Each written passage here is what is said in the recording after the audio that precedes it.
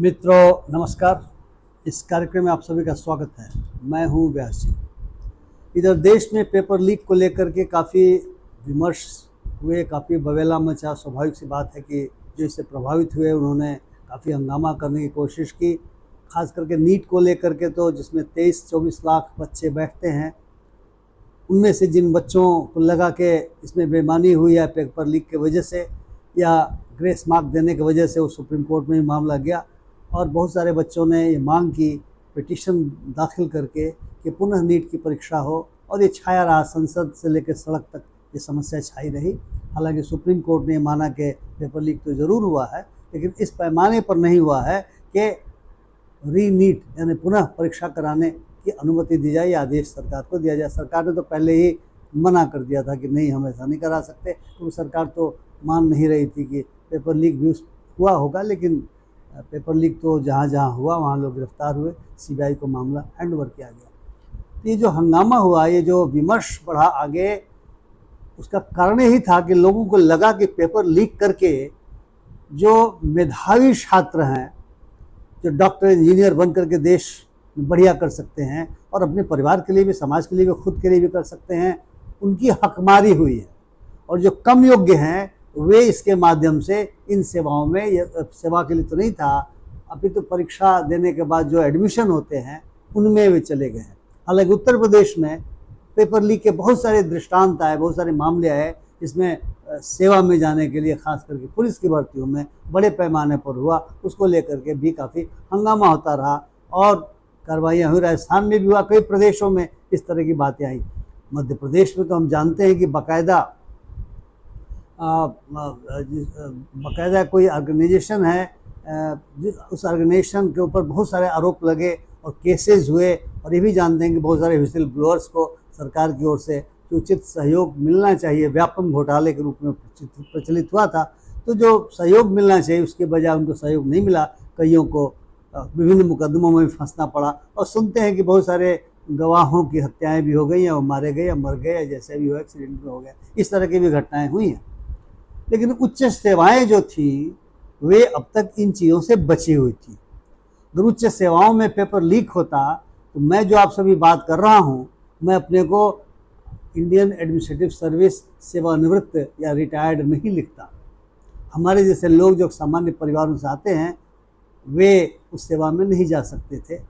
लेकिन चूंकि बहुत ईमानदारी के साथ यूपीएससी ने परीक्षाएं कराई थी, ये कराती रही थी, उसकी एक तरह से शोहरत है, इसलिए हमारे जैसे बहुत सारे लोग, और अब तो मैं देखता हूँ कि बहुत सारे लोग जो तीसरे, चौथे, पाँचवें, छठे चांस में, जिनको चांस मिलता है, जितना चांस उसमें दिया हुआ है, उसका उपभोग करके और हिंदी मीडियम से, और यही नहीं वर्नाकुलर मीडियम के बहुत सारे गाँव के विद्यार्थी छात्र भी इसमें आ रहे हैं। लेकिन अभी इस उच्च सेवा में कुछ ऐसी घटनाएं प्रतिवेदित हुई हैं कि सोचना पड़ा है कि किसकी हकमारी किसके द्वारा की जा रही है। अब जानते हैं कि संविधान के अनुच्छेद 15 के तहत, 15(4) के तहत पहले अमेंडमेंट में, संविधान के पहले संशोधन द्वारा 1951 में प्रावधान किया गया था कि जो पिछड़े वर्गों के लोग हैं, यानी जो एजुकेशनली एंड सोशली जो पिछड़े वर्ग हैं, और जो अनुसूचित जाति जनजाति के जो लोग हैं, उनके लिए विशेष प्रावधान बनाया जाएगा। और उसके आलोक में जो अनुसूचित जाति जनजाति के छात्र हैं, विद्यार्थी हैं या लोग हैं, उनको सरकारी सेवाओं में, पब्लिक ऑफिसेज के लिए, पब्लिक अपॉइंटमेंट्स में आरक्षण का प्रावधान बनाया गया। बकायदा सूची बनाई गई कि कौन कौन सी जातियों को अनुसूचित जाति में रखा जाएगा, किसको अनुसूचित जनजाति में रखा जाएगा। जब मंडल कमीशन की अनुशंसाएं प्राप्त हुई और उसको लेकर के काफ़ी बहस मुबाहिसे के बाद सरकार ने जो अनुच्छेद 16 है उसमें संशोधन करके और सोशली और एजुकेशनली जो बैकवर्ड क्लास ऑफ सिटीजन्स हैं, उसमें किसी जाति का जिक्र नहीं किया गया, किसी धर्म का भी जिक्र नहीं किया गया। जो भी बैकवर्ड क्लासेस के रूप में हमें आइडेंटिफाई किए गए, ऐसे लोगों को इसका लाभ दिया गया, आरक्षण का लाभ दिया गया। इसे आप जानते हैं कि बिहार में 1978 में ही कर्पूरी ठाकुर ने पिछड़े वर्गों, अति पिछड़े वर्गों को आरक्षण का लाभ दिया था सरकारी सेवाओं में, राज्य की सेवाओं में। क्योंकि मैं केंद्रीय सेवाओं की बात कर रहा हूँ, इस तरीके से उनको वहाँ मिला और बाद में हर राज्य ने अपनी सेवाओं में दिया। लेकिन अभी जो बातें आई हैं उसने बहुत सारे सवाल पैदा किए हैं। जो पिछड़े वर्गों का आरक्षण है उसको लेकर काफ़ी हंगामा मचा था। जो नहीं चाहते थे आरक्षण मिले, स्वाभाविक सी बात है कि उन्होंने बहुत विरोध किया था। जो चाहते थे कि मिले, उन्होंने समर्थन में वो भी सड़कों पर उतरे थे। तो बहुत घटनाएं घटी थी, लेकिन उद्देश्य यही था कि जो सामाजिक और शैक्षणिक रूप से पिछड़े हुए लोग हैं, पिछड़े हुए जो जो जो सेक्शन है, जो तबका है, उसके योग्य लोगों को इसका लाभ मिलना चाहिए ताकि वो आगे बढ़ सके, उनके माध्यम से समाज में आगे बढ़ सके।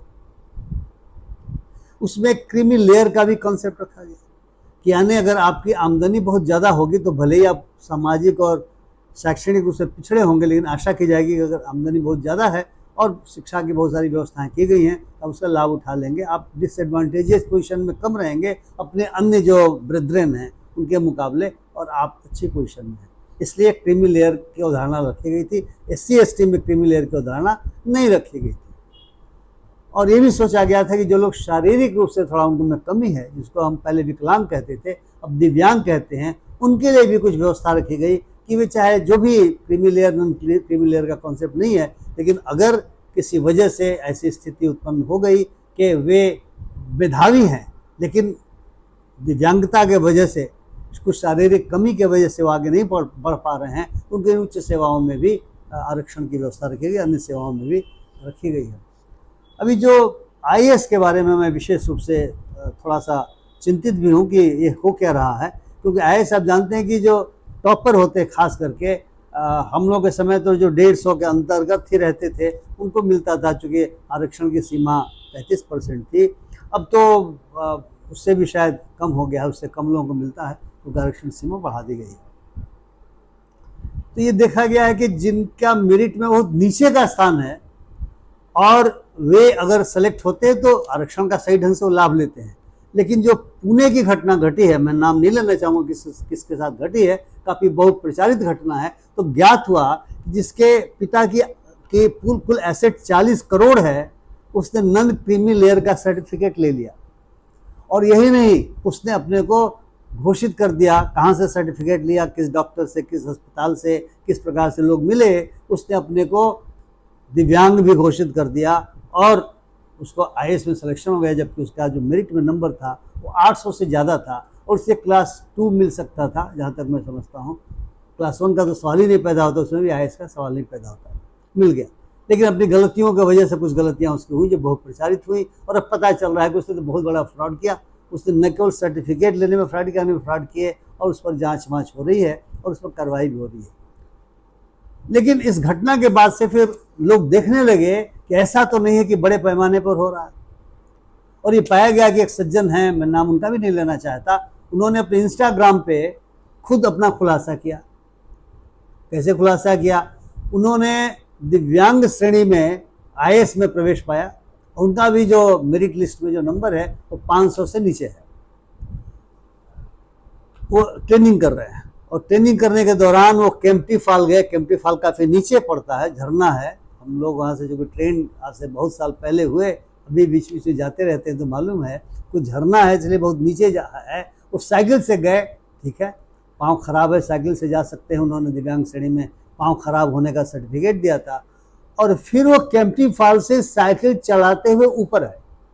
कोई भी व्यक्ति जो साइकिल चलाता है वो जानता है कि नीचे से ऊपर आना बड़ा कठिन होता है, और जब तक आपके पाँव में ताकत नहीं, शक्ति नहीं हो, तब तक आप नहीं पैडल मार करके आ सकते हैं। तो आए, और आने के बाद उन्होंने इंस्टाग्राम में अपनी बहादुरी के किस्से, जिसको कहते हैं शेखी बघारना, दिया कि देखिए मैंने तो केम्प्टी फॉल तक गए। और फिर वहाँ पे ट्रैकिंग होता है, हम सब ने ट्रैकिंग किया हुआ है, तो उन्होंने ट्रैकिंग का भी दिया कि देखिए मैंने 25 किलोमीटर में पैदल चला।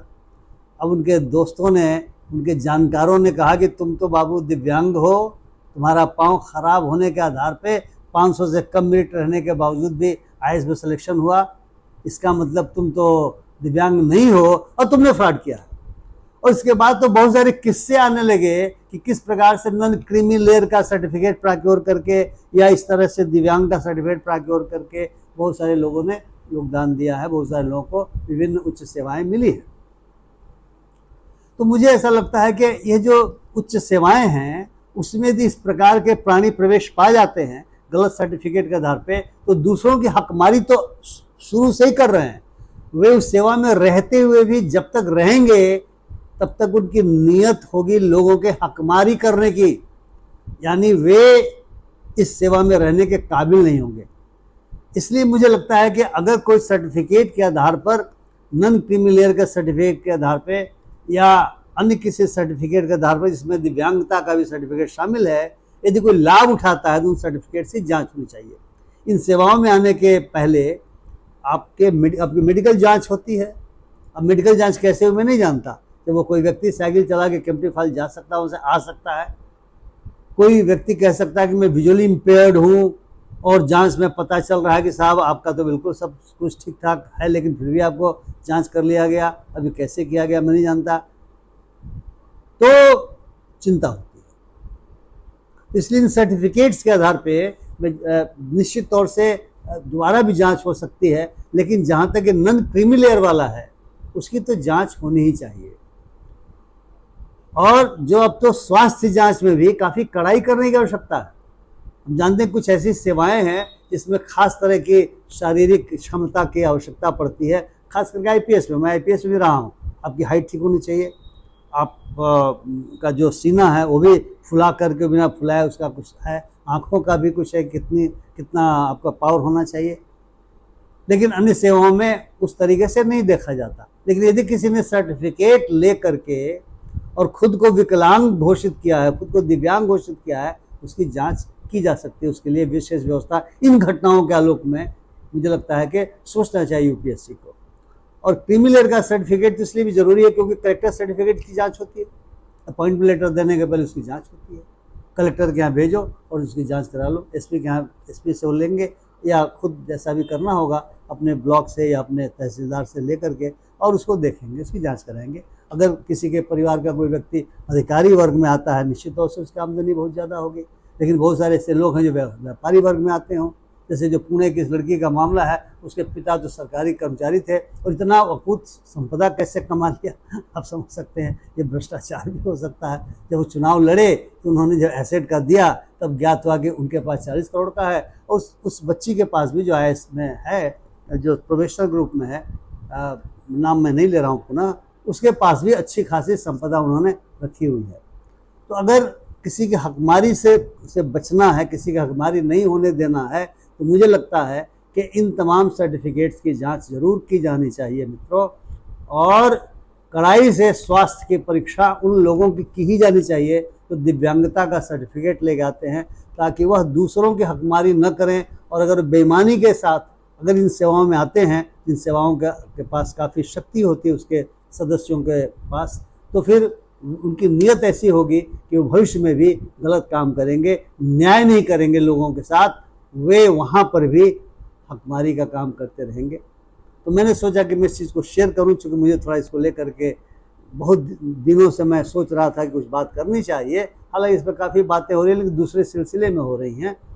लेकिन मुझे लगा कि इस मुद्दे को मैं आपके सामने रखूं। यदि आपको मेरी बात पसंद आई हो, कृपया लाइक करें, अपनी टिप्पणियों से मुझे लाभान्वित करें, मेरे चैनल को भी सब्सक्राइब करें। बहुत बहुत धन्यवाद। नमस्कार।